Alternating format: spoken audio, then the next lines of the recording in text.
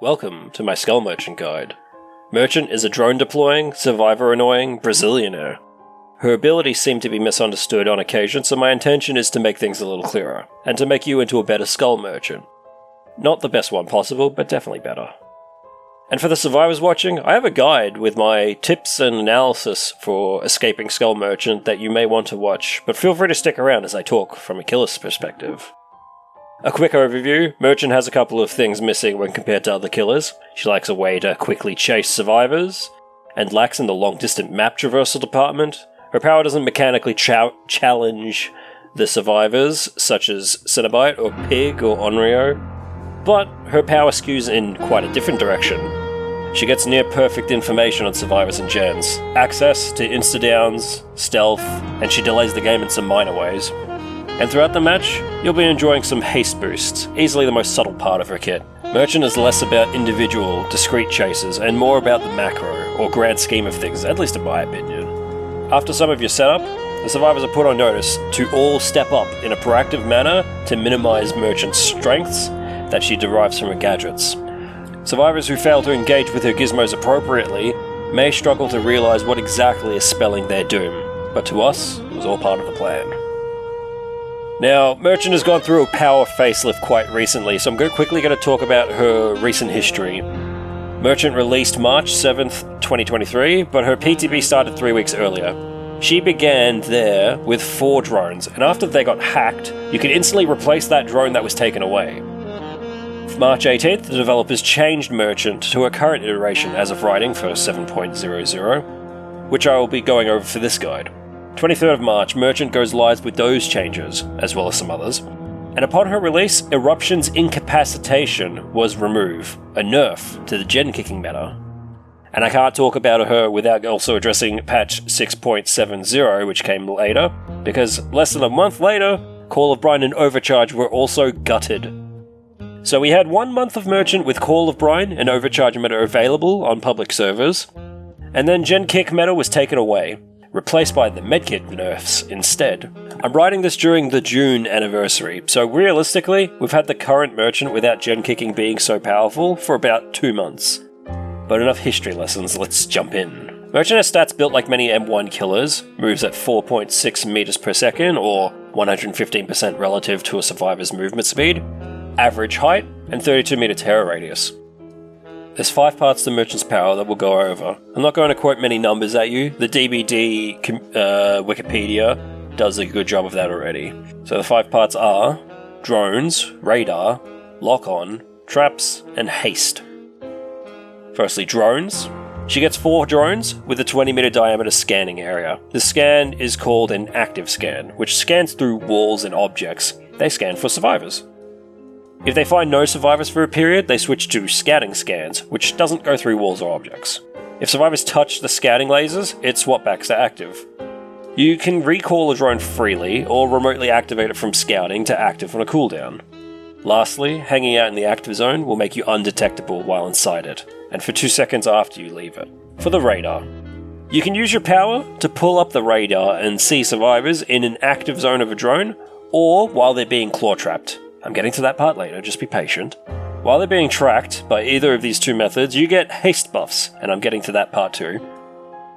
You move 4.4 meters per second while staring down at the radar, which is slower than normal, so don't stay glued for it for too long. The squares are survivors on the radar, and the arrows denote if the survivor is above or below you, pointing up or down. Lock on. A survivor gets locked on if they either stand in the active zone of a drone for 10 seconds, or if they fail the claw trap hacking quicktime event, which I'm getting to claw traps soon. When a survivor gets locked on, they are exposed for 60 seconds, aka the length of being fully locked on. If a locked on survivor touches an active zone, that timer resets to counting down from 60 seconds again. Claw traps. When drones are first placed, they're actually unhackable for 10 seconds, but after that time, any survivor can run up to it and hack it. They go through a tiny minigame that NES players will have fun with, and if successful, they will disable the drone, but get a claw trap attached to their shoulder. For the next 45 seconds of the claw trap's battery life, they are tracked on that radar. If they vault a pallet with the claw attached, both the pallet and the claw breaks. And haste. For each survivor that's being tracked, which is either in an active zone or by a claw trap, you get hasted by a stacking amount per survivor. Those amounts are 3% for one, then 5, 6%, and 7% for all 4 being tracked. Now, I'm going to go into Merchant's power and strats, but before that I just want to say Merchant has, to say the least, popularity issues. There simply isn't a wealth of guides or info out there, probably because the demand isn't lacking. And a lot of people aren't watching these videos. This means that there's a lot to discover for Merchant players, and survivors have no idea what's going on at all, frankly. You're going to get away with murder for a while now, until survivors learn the proper way to counter your power, so please try to understand there's going to be a difference between your survivors being silly potatoes and punishing them, and survivors playing very good and not giving you very easy wins. One day they'll have a good grasp of your power, and we'll have to adjust. Keep in mind the scope of your power. The drone feeds you info and spooks survivors away from gens. If you're placing them there, that is. You have a lot of info, and you get extra features based on how much the survivors make the wrong decisions about your power's aspects. You're not a range killer like Huntress, and you're not a 1v1 chase monster like Demogorgon or Deathslinger, and you're not a trapping killer like Trapper or Hag. You're trading away those kinds of options from the roster for a lot of information and many smaller creature comforts. So don't let up, because without dashes, guns, and teleporting, you can get walked all over by very good survivors. Droning generators is very important, as it informs you about your patrol. The game starts and you want to patrol 7 generators. Normally a killer, to a certain extent, has to accept that the faraway generators will make a lot of progress. And unless you're running certain perks, it's hard to tell which of those ones to focus on. So with an active drone covering a gen, you know at a glance, 100% yes or no if a gen is being worked. Well, not 100%, but a survivor standing next to a scanned gen and not working on it is a bit silly. Always drone the center gen, and keep them droned. The outer generators can have some drones too, just pick a couple of nice spots.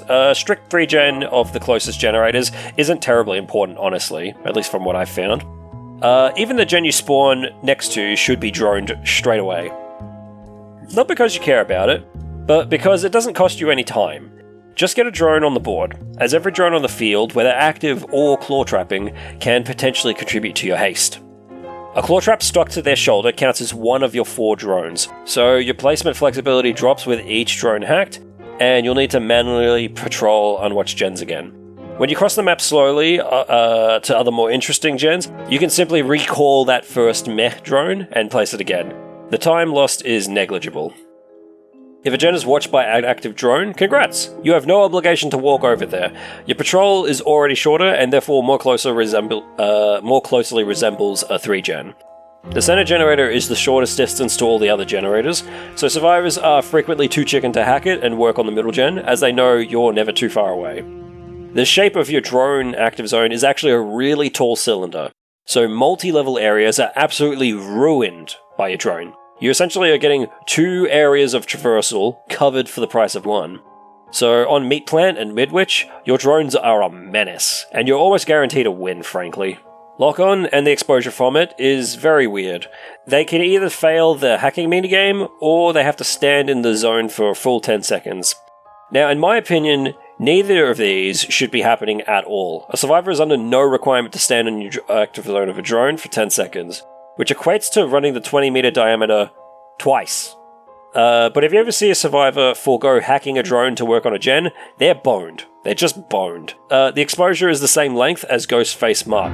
Except, if they touch an active zone again, the timer resets from the top, 60 seconds again. So you can keep extending it. You can achieve that from a mid-chase drone and just be belligerent. Just keep locking onto them over and over again, resetting that timer. You'll insta-down them eventually, and maybe they'll drop too many pallets while you're at it. A quick word on add-ons. Strobes and Georeader are the best ones, we believe. Because they can haste you more and hinder a survivor mid-chase. So you'll start getting a smaller version of the speed differential that Clown currently enjoys when they combine yellow and purple bottles. I like the aura reading add-ons. I think they're kind of comfy. They're feel-good add-ons, but if you want the shortest chases, you need Strobes and Georeader. Your ideal situation is survivors leaving your drones alone, as this allows for them to be placed around, and then they can also get hit by the active drone effects when they walk by, notably the strobes. Of all the non-chase related skills that you have, This hinder alone hits very hard comparatively. When they hack a drone, you lose some ability to watch so many gens, but you'll get refunded the haste while they're tracked by a claw, so get it down while you're hasted. If you're running strobes and geo readout, also known as Chase Merchant, you'll often opt to have 3 drones placed and 1 drone in your pocket to slam in the middle of a survivor's loop. This is forcing them out into the wild, or be hit by the significant speed effects that you have. Oh, by the way, even without strobes, while they stand in that mid-loop drone, they're technically tracked, if you catch my drift. And on that, Merchant's haste alone is the most compelling thing about her, and the least explored thing. I'm just gonna say these words, base kit killer made for this. And you can let your imagination just run wild. This isn't about being 2 or 3% faster. This is about getting a hit half a meter before a window, instead of missing after a fast fault of that window. If a smarter merchant is able to take the time to research and share her haste and how it affects common loops, then there'll be more concrete things we can work off. But for now, just keep in mind that her haste is potentially a diamond in the rough. I hope you enjoyed this quick guide. I don't claim to be an amazing merchant or an amazing killer at all, but I do see the interesting sides of every killer available, even if I don't play them. I hope you, the DBD community, enjoyed what little I had to share. And I hope you come to appreciate merchants for what they actually are. And remember, just because something is dull to you, doesn't mean that it isn't interesting to others. Don't be a hater, maybe be an escaper instead.